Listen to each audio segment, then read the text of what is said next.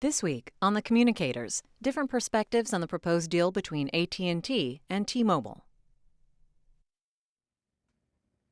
And we will be getting several perspectives on the proposed AT&T T-Mobile USA deal that was just announced this week. That's our topic on the Communicators this week. We're beginning with Jeffrey Silva, who is a telecommunications policy analyst, and Robert Bell, who is an antitrust attorney here in Washington, D.C., to begin our discussion. We are also joined by David Hatch of the National Journal.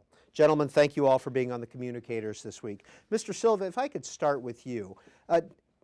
What does AT&T get for its $39 billion? Well, it gets a lot more spectrum, which is not easy to come by these days because there's limited spectrum that's available. It gets T-Mobile customers, and it accomplishes the objective of removing one national competitor from the scene. Speaking of which, Mr. Bell, what kind of antitrust issues are raised by this proposed deal? Well, this is a direct horizontal merger between two direct competitors. So this raises a core issue of whether the government should allow the marketplace to move from 4 major competitors and a number of minor ones to a situation where we would have 3 nationwide competitors and several smaller ones who are present in many of the local markets. Now, historically, the Department of Justice has reviewed these transactions by looking at very local markets. They're called cellular market areas. The government divides the country into 734 cellular market areas, and in previous transactions, the analysis has been on a CMA by CMA basis. And so you can expect a very granular review here of this transaction. Right now, AT&T and Verizon control what? About 80% of the cellular market. What does this deal do? I mean, how much more does AT&T get? Well, I think that's a little bit exaggerated. I think the figures I have seen would suggest that the two have a market share closer to 60% currently if you added them together, and that the transaction might leave them with a share of 70 or 75%. However, that's assuming that all of the current T-Mobile subscribers go over to AT&T, and that's simply not going to happen because even if this transaction is approved, one can expect there will be substantial divestitures required by the government in various local markets where concentration would be too high according to the standards that the Department of Justice applies. David Hatch.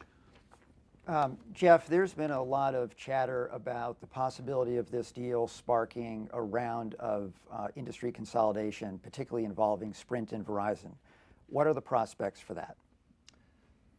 Well, I think Verizon initially has already signaled that it is not interested in acquiring Sprint. That's what it said most recently. That may not be what its plan is going forward, but it's not unusual, generally speaking, that a major consolidation like this would spark further mergers and acquisitions, because the rest of the industry and other players are really forced to react to this, and this can have a catalyst-like effect on other players in the market. But it will force them to look at their business approach going forward. There's no doubt about it.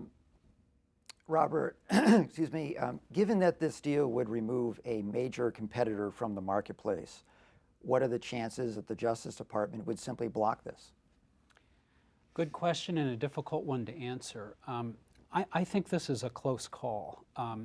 You start in this transaction with a presumption that an increase in share that would take place here would be one that would enable the exercise of market power. So you start with a presumption, at least, that the transaction should be blocked. However, that's a rebuttable presumption, And there is a very careful analysis that the government goes through in determining whether to block a transaction like this outright or to let it go through with various divestitures and conditions on it. I think in all of the past telecom mergers we've seen, divestitures have been the way the government has gone. There hasn't been a major transaction that's been blocked outright yet. This could be the exception because the marketplace over time has become more concentrated, and this is getting to the point where, you know, the regulators may say this is enough. Jeff Silva, if you were Sprint, would you be panicking or would you be happy? I would be very worried at this moment, and I think they are. I think they've already voiced opposition to this merger. I think they'll continue to make their views known because this effectively makes them the number 3 carrier, a much weaker number 3 if this transaction is approved. I have a slightly different take on that. I think you have to look at Sprint a little bit differently. On one hand, if I were Sprint, I would be worried about my dealings with equipment manufacturers because there are two very large, assuming this deal goes through, there would be two very large purchasers of cell phones. Sprint would be much smaller. It might not be able to get the newest, most innovative cell phones and other kinds of smartphones to sell to its customers.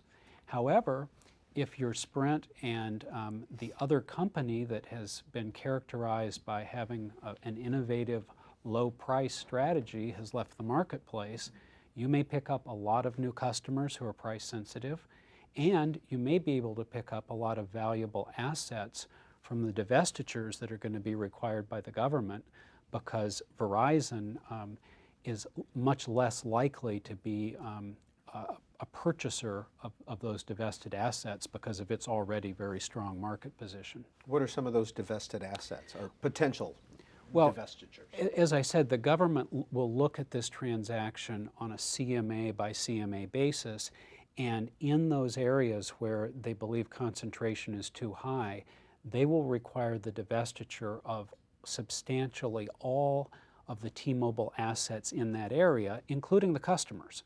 And so, you know, a purchaser will be able to come in and buy the spectrum, the cell phone towers and other infrastructure, and the customers that go along with that. And that's a real opportunity for not only for Sprint, but for some of the smaller carriers like Leap and US Cellular to improve their networks, pick up more customers, get bigger. Jeff Silva, how substantial is T-Mobile USA's infrastructure, their cell towers, et cetera?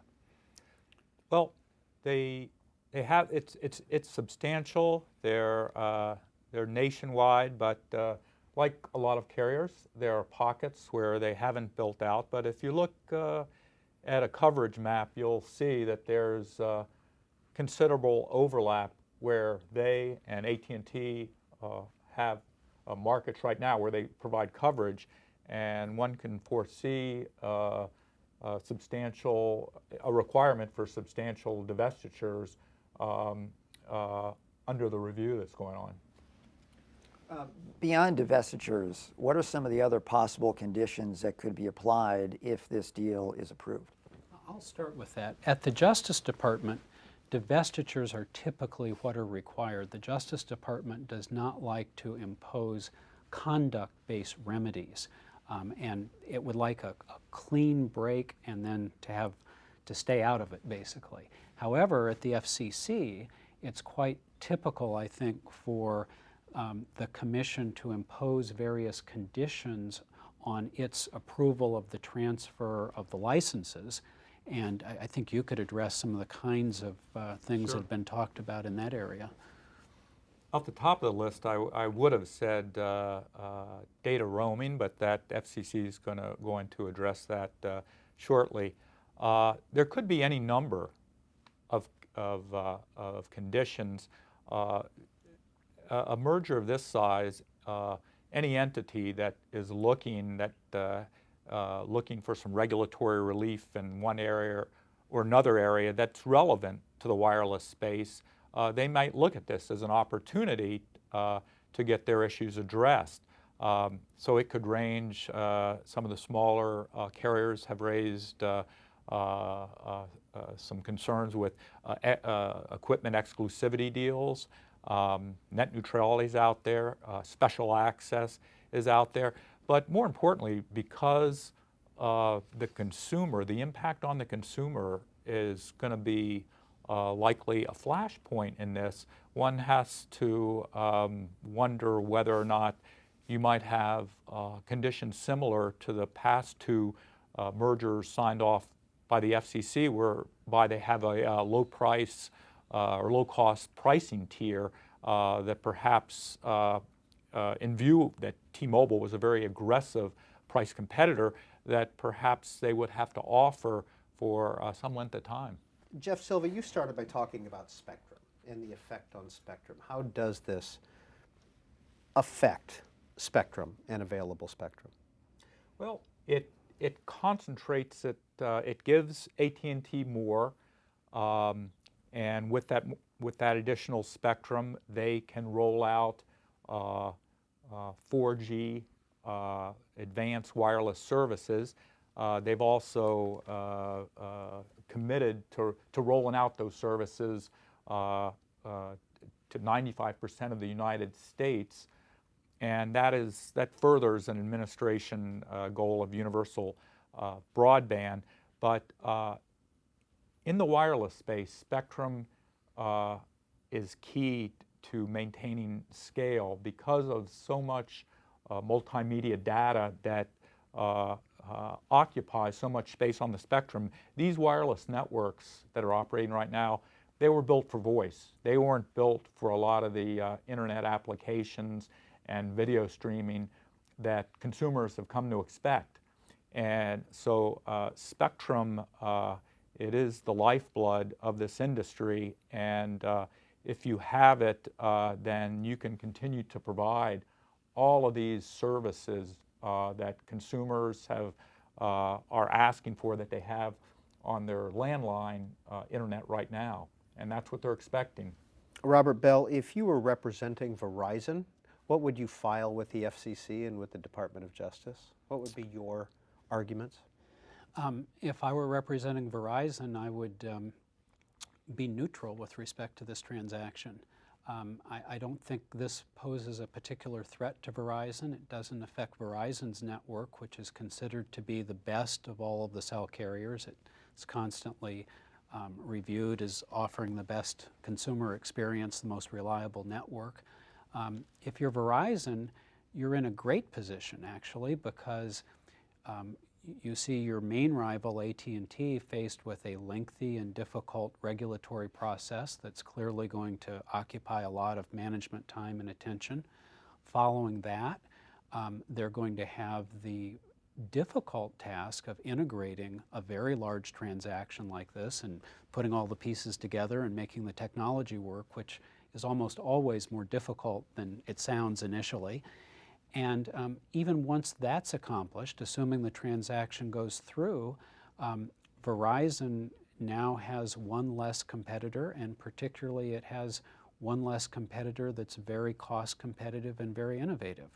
So I think if I were representing Verizon, my advice would be to remain neutral with respect to this transaction. Jeff Silva, are there any issues regarding Cdma and GSM technology with this proposed deal? No, there isn't. Both carriers are GSM, and so it doesn't present the same problems that a Sprint T-Mobile, which was rumored, which some people had expected. It doesn't raise the same sort of integration problems, but it's very true that even with the same wireless technology platform, integration is very complicated, perhaps underappreciated, and it's true that if integration doesn't go well, then in fact Verizon could be a big winner in all this. So the integration is a key component of this, assuming the deal is approved. If you were advising AT&T, would you have recommended this deal? If I was advising it to go forward with Yes. it, it would have been probably on the list of options. The reason I say that is the FCC is looking at a number of initiatives to increase the supply of radio spectrum that's available to it. And AT&T has been kind of a test bed for a lot of this with the iPhone and now the iPad. They've seen what exponential increase in traffic can do to their networks, and what it means if the traffic is blocked or slowed. And so I think they looked at this as an option going forward, because the spectrum that the FCC is trying to free up, that won't be available for at least several years. So if spectrum is how you grow and deliver these services, then you'd have to consider an acquisition. But it's a very bold acquisition looking at all the factors in play. And very quickly, the equipment exclusivity deals that a lot of the carriers have, do you see there's a chance that these will go away with perhaps some regulation by the FCC or the DOJ, and it's more of a Wild West out there when it comes to equipment and carrier? It's hard to say. That is a very difficult issue because it involves contractual agreements between two private parties. I think there'll still be a push for it. One thing that you can guarantee is that if the deal goes through and the number of national carriers is reduced from 4 to 3, that Verizon and AT&T for sure will gain that much more leverage in dealing with handset providers. Same question, Mr. Bell. I don't see that as being an area that we're going to have a lot of Department of Justice interference with. We still are going to have a number of equipment providers and at least 3 national purchasers. So I think that's more an area for the FCC to be involved in than the DOJ. This is C-SPAN's Communicators program. Our guests discussing the proposed AT&T T-Mobile USA deal, Jeffrey Silva of Medley Global Advisors, a telecommunications policy analyst, and Robert Bell, who practices antitrust law for which firm, Mr. Bell? K. Scholler. Here in Washington, D.C. Yes. David Hatch with the National Journal is also with us. Mr. Hatch, next questions. Sure. Mr. Bell, how does this acquisition compare to 2 communications mega mergers that were blocked earlier in the decade? There was a Sprint MCI deal in 2000, and there was a DirecTV EchoStar deal in 2002. Well, in DirecTV EchoStar was really a 2-to-1 transaction. It would have been a merger to monopoly. I think it was a fairly easy decision on the part of the Department of Justice to move to block it. The MCI transaction I'm less familiar with. It's a long time ago, and I can't really dredge up the details. Here, you have a very close call, I think, because mergers like this do 2 things simultaneously. On one hand, they create a stronger competitor, one that has, as we've been talking about, more spectrum, a better ability to expand into new technologies, better service for customers, and cost savings. On the other hand, a transaction like this has the ability to impose higher costs on consumers and to create a marketplace where you have less innovation and perhaps less quality of service. And the Department of Justice has to weigh those things and look very, very carefully at a transaction like this. I can't emphasize enough how detailed the review is. These parties are going to submit literally millions of documents, and there will be databases that will be reviewed, and this will be looked at in incredible detail in order to try to figure out whether it is going to cause consumer price increases, as some people are certainly concerned about, or whether on balance it's actually going to cause prices to stay the same or go down because of the efficiencies that the transaction generates. Now, last May, the Federal Communications Commission concluded in an annual wireless report that the wireless sector is not effectively competitive. That was the first time in, I think, 14 years that they drew that conclusion. Well, I guess I think what they did is they didn't reach any conclusion where previously they had said that the market was effectively competitive. Right. And when they issued that report, I believe it was Commissioner Koss, was very concerned about the overall increase in concentration that's taken place over the last 5 or 10 years. And you know, he sort of telegraphed that the Commission needs to be careful about allowing additional concentration in the wireless markets. And you know, I think that statement alone was one of the reasons that you've seen a lot of people say that this could have a very difficult time at the Federal Communications Commission. So just to follow up, do you think that the FCC's determination about competition in the wireless market will impact the agency's review of this transaction? I think it will. I think again it will make the FCC at least start from a presumption that this is a highly concentrated market already, and that additional concentration is something that has to be viewed you know, with some skepticism. And gentlemen, we are out of time, but finally, to both of you, if this deal goes through, how significant is it, Mr. Bell? Well, it's certainly significant from AT&T's perspective. It will be a very significant display of what the Obama administration is really going to do in the antitrust area. I think this is the biggest test the administration has had. It's the first really major, purely horizontal transaction. And so naturally, a lot of people are looking at it very carefully. Mr. Silva. I would agree with that as well. I think this will have a major impact throughout the whole mobile broadband ecosystem. And on the political end, I think, as has been suggested, it'll be the major antitrust policy challenge of the Obama administration, and you know, that'll have implications going forward as other deals come down the pike. Jeff Silva, Robert Bell, thank you for being on the Communicators. Our discussion will continue. We have representatives from Consumers Union and the Communications Workers of America up next.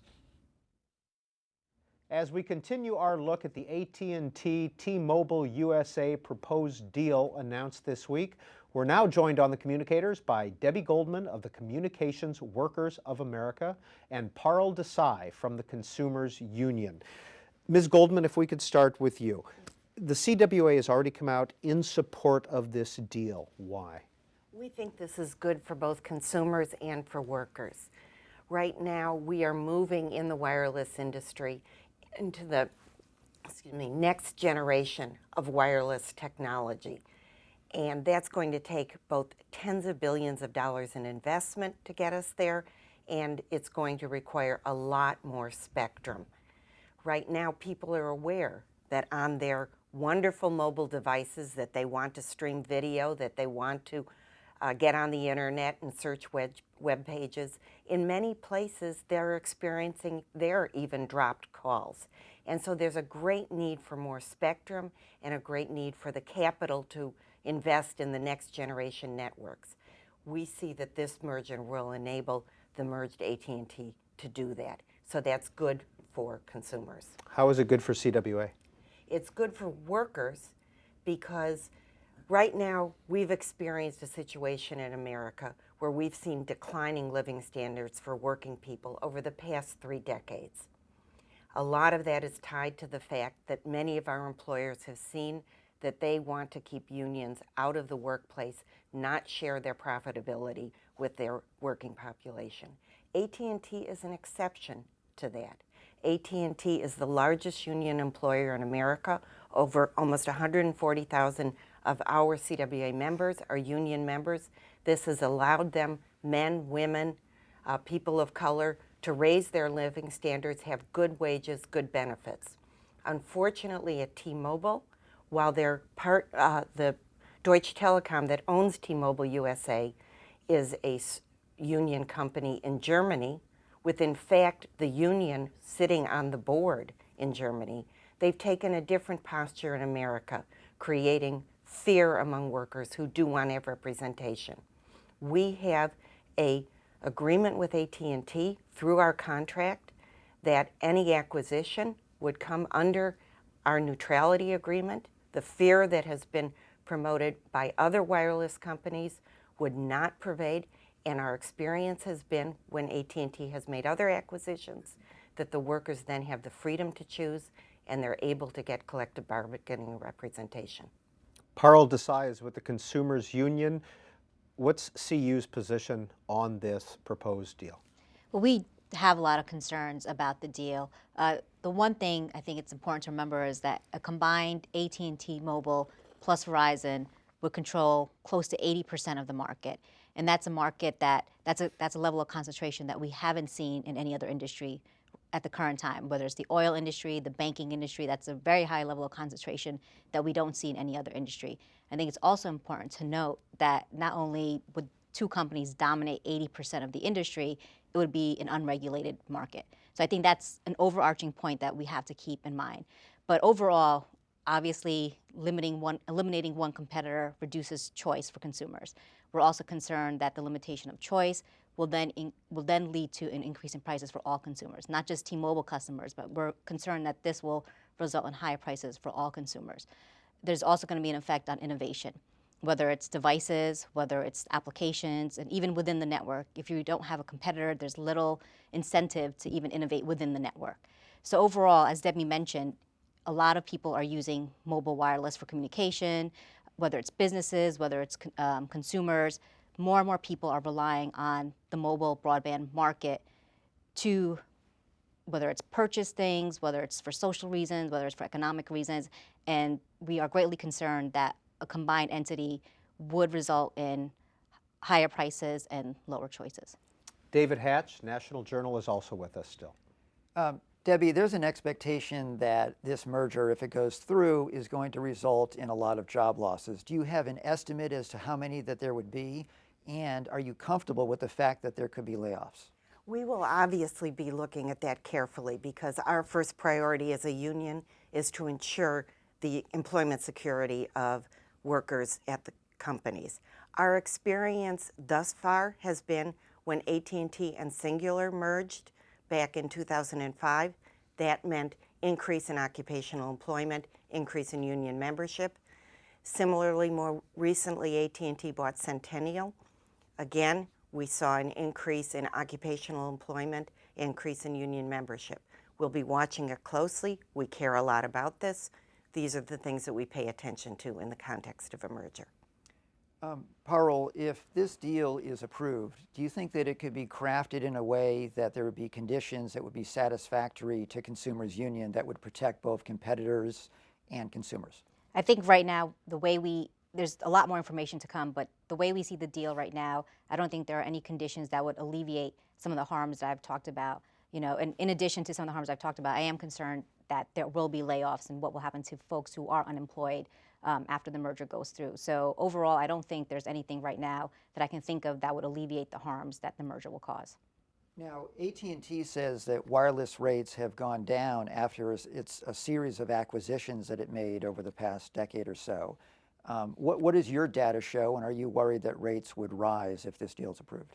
I think that data really involves voice rates and voice prices, and so while voice prices may have gone down, we have seen data prices go up. And if this venture is about mobile broadband, that obviously involves data. And so we actually have seen data rates go up, and data rates have gone up even though the amount needed to invest in the networks and the amount needed to keep the networks going has gone down. So that has gone down, but yet data rates have gone up. And so I think we will likely continue to see data rates go up. Now, again, presuming for a moment that the deal is approved, what types of conditions would both of you want to have added? One of the things that's most important, that's a benefit that is going to come out of this deal, is the expansion of broadband. AT&T is committed to a speed of 10 megabits per second down. That's enough to be able to watch video, several high definition video over your wireless device, and to build that out to 95% of the country. That's been a voluntary commitment that they announced the day one. That's very important. The United States is behind all the other advanced countries in our broadband infrastructure. This is the key issue that we have to address. This is the infrastructure of the 21st century. It's important for education, healthcare, economic development. And so this is a very big positive. We would certainly be very interested that the FCC, as they weigh the potential harms and see this enormous benefit, that benefit would be codified in an order so that the commitment that AT&T has made, which they have fulfilled in their past mergers, their commitments, would be codified. There could be other kinds of commitments that have to do with addressing our broadband gaps. For example, some kind of low-income subsidy so that we can expand broadband to the 100 million households on the wrong side of the digital divide. Something that would look at build out to our schools, our libraries, which do not have the capacity they need for all of those enormous benefits, so that our children and our grandchildren will be able to benefit from all the goodies of the internet. Parul Desai, same question to you. Well, as I mentioned earlier, I don't think there are really any conditions that could, at this point, alleviate the harms that would come out of the transaction. I think AT&T hasn't, to me, shown why it needs T-Mobile's assets and spectrum to build out and reach the goals of 95% of broadband to the population, to 95% of the population. AT&T has lots of spectrum. They have quality spectrum, like the 700 megahertz spectrum. So they already have the spectrum. They just haven't invested or built out that spectrum. Verizon has already started to launch test networks with respect to their 4G build out. So, I don't think AT&T has made the case that it needs T-Mobile spectrum to reach the goal of 95%. I think they can do it even without the acquisition of T-Mobile. And we are out of time, unfortunately. Desai, Parul Desai of the Consumers Union and Debbie Goldman of the Communications Workers of America, thank you for being on the Communicators. And now we're joined by Congressman Bob Goodlatte, a Republican of Virginia who's a member of the House Judiciary Committee. In fact, he's chairman of the Intellectual Property, Competition, and the Internet Subcommittee. Congressman Goodlatte, in news reports, you have already said that you will be holding hearings on this proposed deal between AT&T and T-Mobile USA. What are you looking to find out from these hearings? Well, obviously, two things. One, we want to determine whether this deal is a good idea, whether creating what will be the largest wireless company in America obviously raises very significant competition issues in terms of the availability of services, in terms of pricing. Is this going to be helpful to the consumer, or is it going to be harmful? And then secondly, we're just beginning this process. The Justice Department and the Federal Communications Commission have a responsibility for reviewing this under our antitrust laws, and we need to make sure that they are pursuing this in an appropriate manner. So in other words, we have an oversight responsibility on the Judiciary Committee of the Department of Justice and the Federal Communications Commission to ensure that they conduct their review with the diligence and fairness and commitment to the law that is very important in these circumstances. And so we're going to hold this hearing. This process could take a year or more, and they're into about the fifth day of it. So obviously there's not a lot to be determined yet, but we want to make sure that this is pursued aggressively and diligently, and we will also be providing a forum for individuals, attorneys, experts on the telecommunications industry and so on, for them to talk about and debate the implications of this merger. And it's also obviously a way for our constituents' concerns about the merger to be addressed. Congressman, this deal would remove the fourth largest wireless carrier from the marketplace. Are you concerned about the impact on consumers, choice, and competition? Oh, sure, absolutely. We want to know what impact this will have in terms of pricing of wireless services.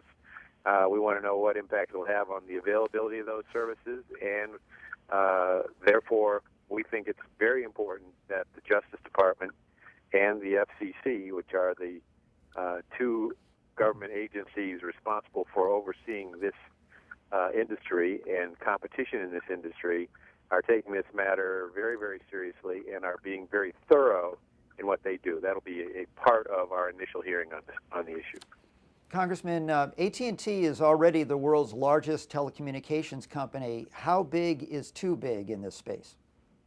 Well, that's one of the issues that we will take up in this matter. How big is too big would be answered by a number of variables, including do they have market power? Will they be able to set market prices in a way that they do not have the ability to do now? That is a question that is not one answer for the entire country. It is a question that probably entails requiring the Justice Department and the FCC to look at individual geographic regions of the country and see what competition is there now and what will take place as a result. Oftentimes, when you have mergers like this, there may be an ultimate approval of the merger, but only after a number of changes are made where they're required to divest the interest of one of these companies in a particular market so that the competition remains there, and so on. But it's way too early to answer all those questions, but the issue depends upon how many competitors there are in the marketplace and how much the removal of one of those competitors from the marketplace will have on prices and choices and quality of service for consumers. And finally, Chairman Goodlatte, have you scheduled these hearings, or do you have a time frame for when they'll begin? We are looking at dates, but I don't think we have announced a date, but it probably will be in early May. Congressman Bob Goodlatte, Chairman of the Judiciary Committee Subcommittee on Intellectual Property, the Internet, and Competition. Thank you for joining us on the Communicators. And David Hatch of the National Journal, thank you as well for joining us on the Communicators. Do want to mention the National Journal has a new tech website, nationaljournal.com/tech. Thank you for being with us. Thank you.